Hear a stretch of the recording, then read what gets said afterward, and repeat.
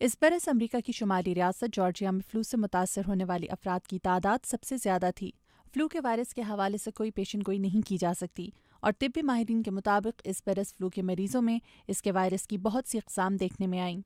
Doctor Jennifer شو Atlanta کے children's medical group سے وابستہ ہیں۔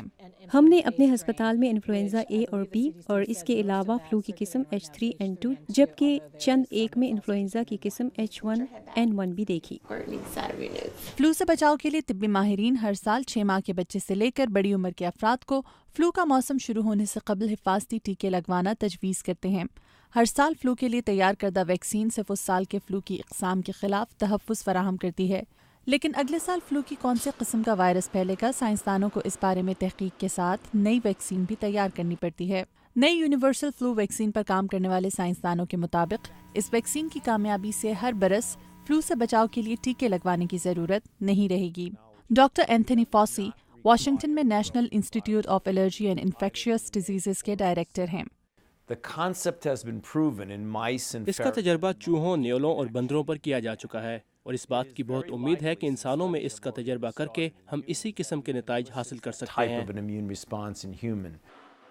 جب سائنسدانوں نے نیولوں کو ویکسین دی تو اس سے ان کے جسم میں فلو کے جراثیم کے خلاف قوت مدافعت پیدا ہوئی جس نے انہیں فلو کے حملے سے بچایا۔ ڈاکٹر فاسی اسے اس طرح بیان کرتے ہیں۔ اس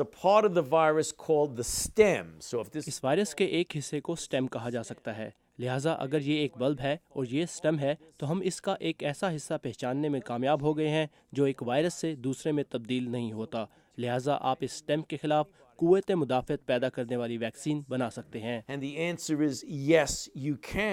مگر فلو کا وائرس جدید ٹیکنالوجی سے تیار کردہ ویکسین کی تیاری سے کہیں پہلے پھیل کر تباہی پھیلا سکتا ہے۔ ماہرین کا کہنا ہے کہ اگر یونیورسل ویکسین کے تجربات انسانوں پر کامیاب رہے تو فلو کی تمام قسموں کے خلاف کامیابی حاصل کرنا ممکن ہوگا۔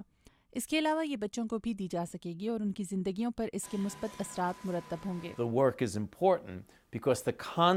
یہ بہت ضروری ہے اور یہ تصور کہ آپ اسی ویکسین کی مدد سے نئی ویکسین تیار کر سکتے ہیں جو 1999 میں پھیلنے والے فلو کے خلاف بھی تیار کی گئی تھی اور 1934 سے 2007 کے دوران جتنی بھی ویکسین تیار کی گئیں اس میں مددگار ثابت ہوں گی، بہت اہم تصور ہے۔ In everything from 1934 to 2007 is a very important concept.